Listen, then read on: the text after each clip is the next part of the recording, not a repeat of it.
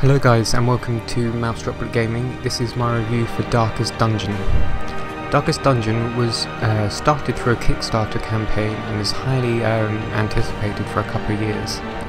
I would describe Darkest Dungeon as a roguelike turn-based RPG that sees you battle against some gruesome enemies. Opulent and imperial, gazing proudly from its historic perch above the moor. I lived all my years in that ancient, rumor-shadowed manor, fattened by decadence and luxury. And yet I began to tire of conventional extravagance. I'll start by saying that this game is extremely challenging and can have to spend some time getting used to how to play it. Darkest Dungeon is a brilliant example of how you can take a game genre that we have seen many times before, but changing up and giving it a fresh and interesting gameplay mechanics. The game starts with an awesome animated cinematic that introduces you to the story. The basic idea of the game is to explore various dungeons. You have to accept that you're going to lose characters during the game, as the enemies can be very challenging and varied. When you start, you have to visit the local tavern where you can recruit new allies. You then select 4 to venture on your journey into the horrific dungeons. Your characters will start to gain more experience during combat, and you will also start to collect loot and other items. You can also collect and build up stress. This is where the game gets really interesting, as your characters become more fearful, paranoid, and many other negative emotions. These have an impact on your party during the battles. These stress impacts can be reduced by paying for activities in the town, like drinking at the local inn.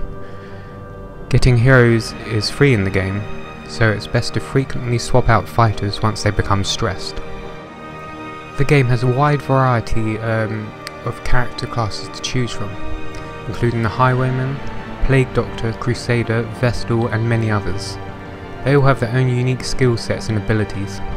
It's very important to spend some time finding the best combination of the 4 heroes. This takes some trial and error, and you have to lose some fighters along the way. You do have the option to abandon your quest during any time in the game, which is costly to your team but can be helpful in the long run. There are 4 dungeons in the game. Each requires a completely different take on strategy and party build. You'll find that you'll need to begin to like certain players over others, but I can't stress how important it is to mix things up. I found it very important to have a character that possesses some sort of healing ability.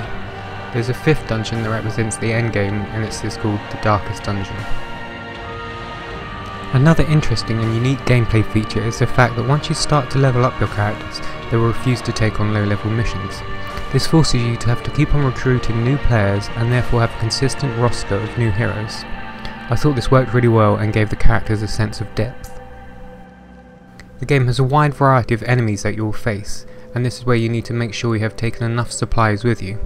Before entering the dungeons, you can stock up on items such as torches, food, and potions. I found it vital to take enough food to keep your team going. It's also important to take enough torches, as the dungeon starts to get darker as your torch fades, and can lead to negative traits in your team. You will also encounter boss battles that force you to make drastic and important changes to your team. The bosses have 3 tiers of difficulty, and this keeps you on your toes. As you beat each boss in the venture forward, you begin to learn more about the story and world. The game is narrated brilliantly and adds character to the game. The overall aim of the game is to get to the namesake of the entire title, the Darkest Dungeon. Here, players will face the toughest of challenges. The overall presentation of the game is some of the most original and interesting styles I've seen in a while. The game has beautifully animated cutscenes with the use of hand-drawn, painterly styles. The game is cryptic, gruesome and dark, and full of character. The narrator guides your players through the game and comments on moments and actions you take. Throughout the gameplay, the narrator will explain with harrowing descriptions how everything went horribly wrong and how evil was unleashed upon the world. The sound design and score suits the gameplay perfectly and adds a real sense of fear and oppressiveness to the experience. There is a sickness in the ancient pitted cobbles of the old road, and on its writhing path you will face viciousness, violence, and perhaps other damnably transcendent terrors. Darkest Dungeon is one of the most notable roguelike games out at the moment. If you enjoy a game that offers some difficult challenges that require time, practice and careful planning, then you'll enjoy this. The game can be brutal and unforgiving, but once you start to upgrade your team and get into the groove, it can feel extremely satisfying. The game makes you want to travel that little bit further and has a real sense of risk and reward. This is what makes the game so addictive and time absorbing. I highly recommend this game. Thanks for watching guys, and I will see you next time. So steel yourself, and remember there can be no bravery without madness. The old road will take you to hell, but in that gaping abyss, we will find our redemption.